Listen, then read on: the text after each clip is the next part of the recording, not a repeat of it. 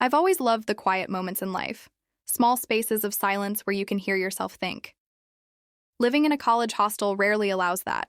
It's usually filled with laughter, the buzz of gossip, late-night songs, and the occasional roommate quarrel. But that weekend was different. Everyone had gone home for a long weekend, and I was the only one who stayed behind. I didn't mind. With the exam pressure finally easing, I planned to enjoy the rare peace. I spent the morning curled up in my bed with a novel, music humming from my earphones. The room felt unusually large without my 3 roommates, but the solitude gave me a kind of comfort I hadn't realized I craved.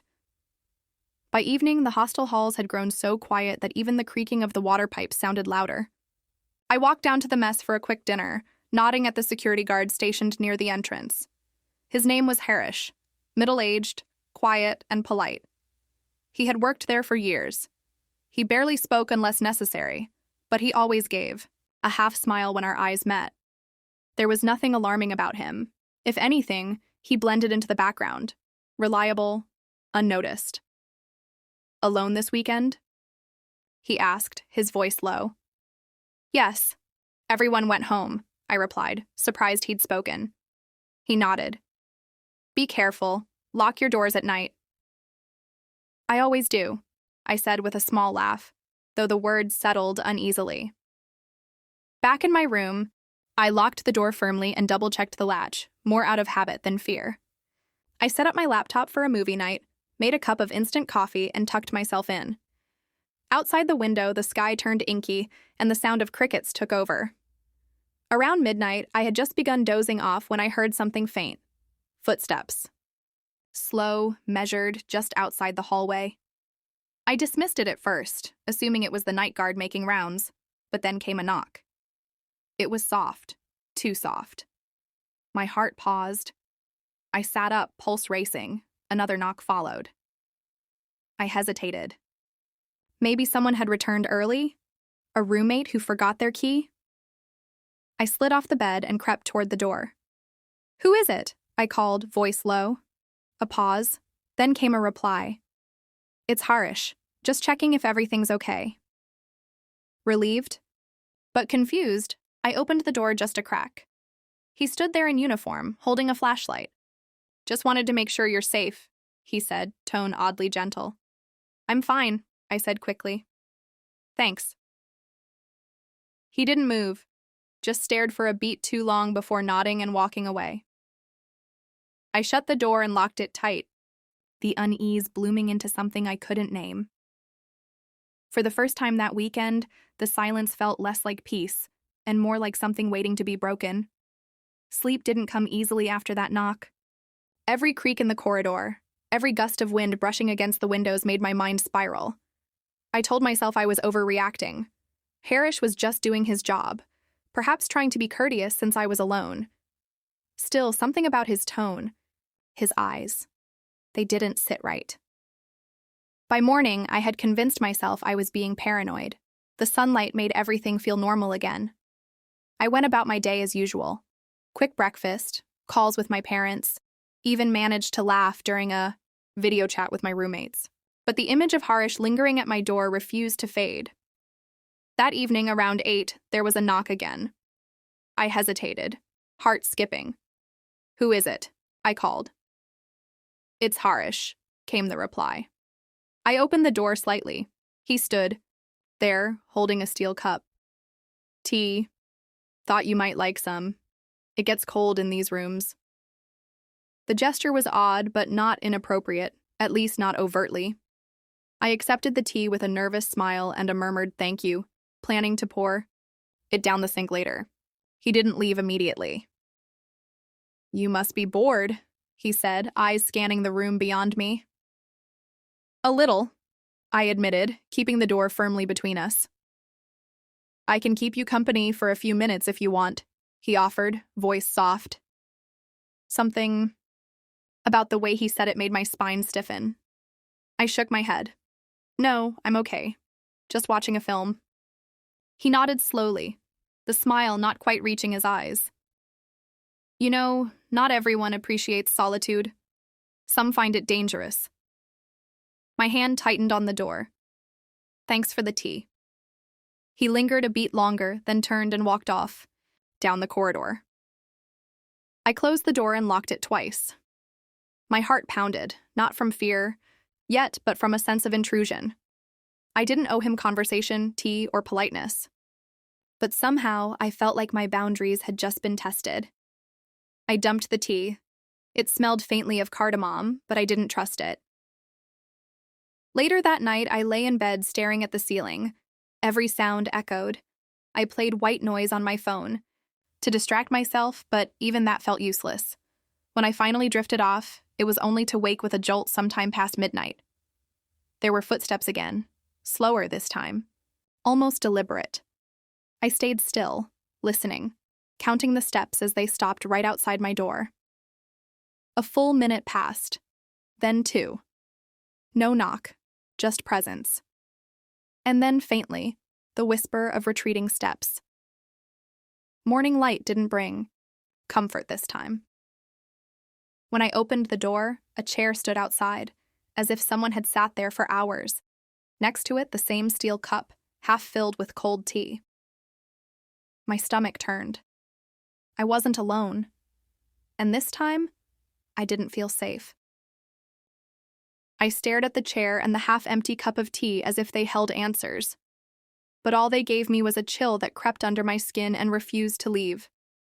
The idea that someone had sat outside my door, watched me as I slept, was terrifying. I didn't need proof to know it was Harish. No one else had a reason to be there. No one else had knocked.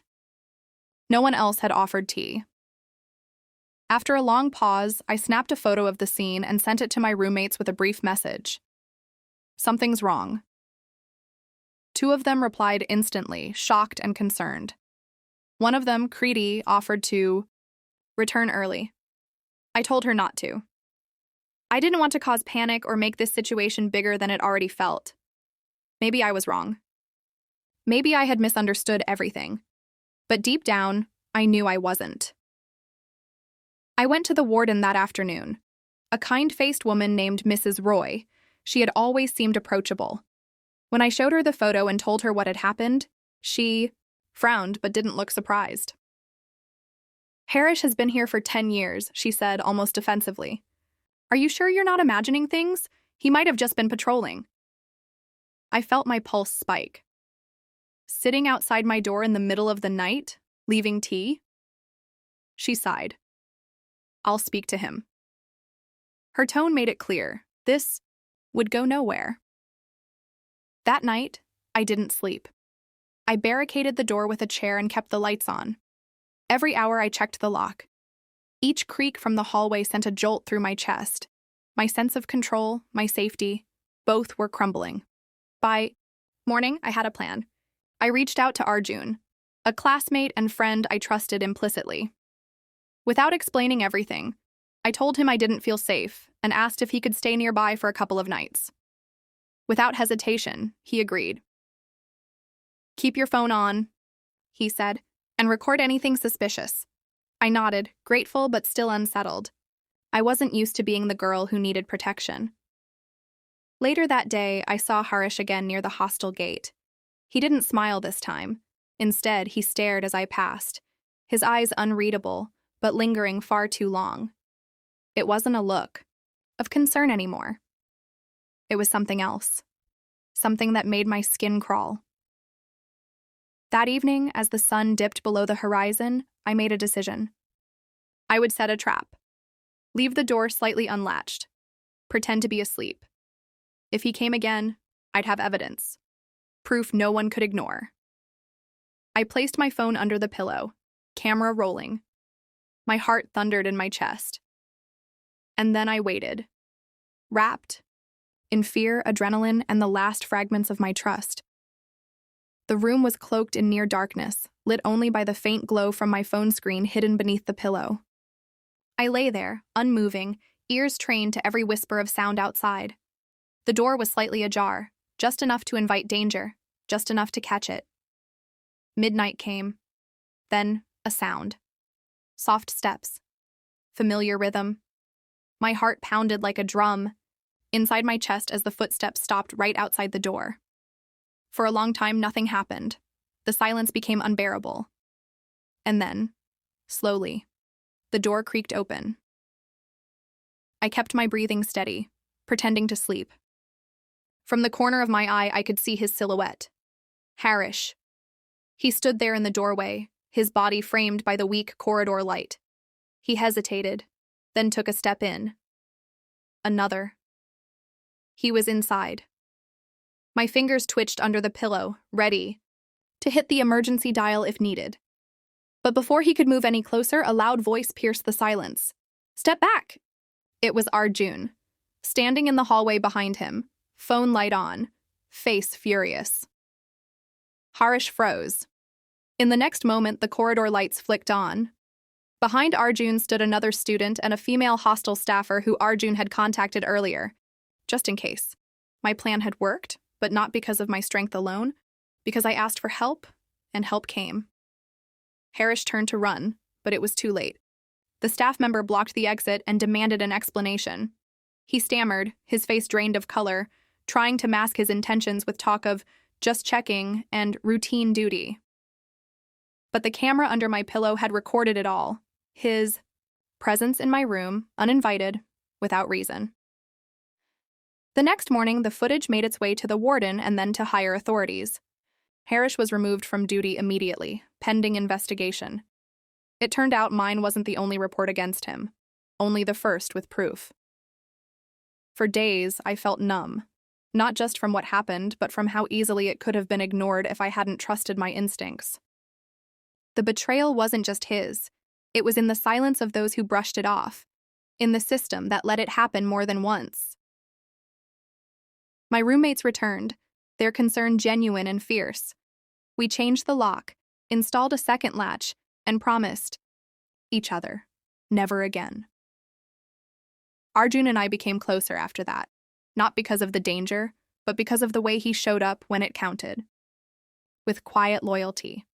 No heroics, no pretense, just presence. I never imagined my quiet weekend would unravel this way, but it taught me something valuable. That fear loses its power the moment you speak out. That silence can protect a predator, or become the first weapon in your defense. And most of all, that even in darkness, someone will knock, not to harm, but to help. You just have to let them in.